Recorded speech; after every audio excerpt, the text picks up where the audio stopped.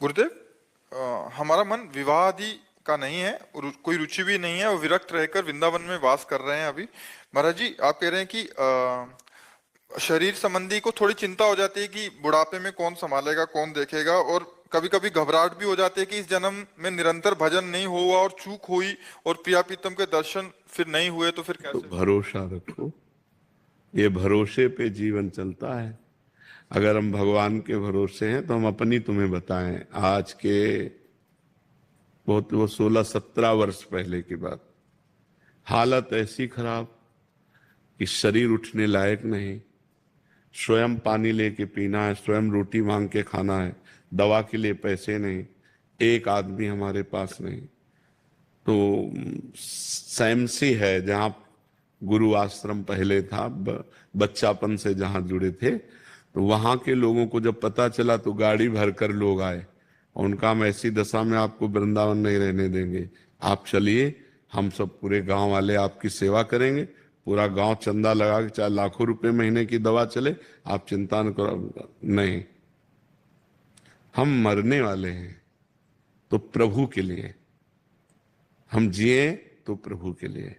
ये नहीं कि हम धाम छोड़ दें, अपना निष्ठा छोड़ दें। आप लोग जाइए, आपका हम बहुत बहुत धन्यवाद देते हैं कि आपने सहानुभूति दिखाई, और जब वो गए तो निश्चय किया मुझे मरना है। ये हम अंदर की बात कहते हैं, मुझे मरना है लेकिन भगवान के लिए मरना है। अब मैं धाम नहीं छोड़ूंगा, और निष्ठा पूर्वक भगवान बदल गया। देख लो आप, ये वो व्यक्ति है जिसको मांगने से रोटी भरपेट नहीं मिली। आज 500 आदमियों का बाल भोग बनता है, 500 आदमियों का राजभोग बनता है, 500 आदमियों का शयन भोग बनता है। हमें अपने मालिक पर विश्वास रखना चाहिए कि उसका वैभव कितना बड़ा है। उसका देखो, आज एक बच्चा हमें पानी पिलाता है तो दूसरा बच्चा हमारा मुंह पोंछता है।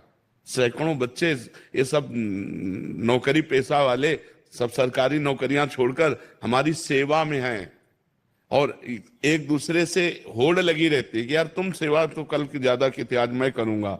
आप विचार, अपना बाप का पैदा किया हुआ बेटा भी सेवा करना नहीं चाहता अपने बाप की, और ये अन्य बाप से पैदा हुए और ये सेवा कर रहे, हमारे लिए जीवन हमको दे दिए।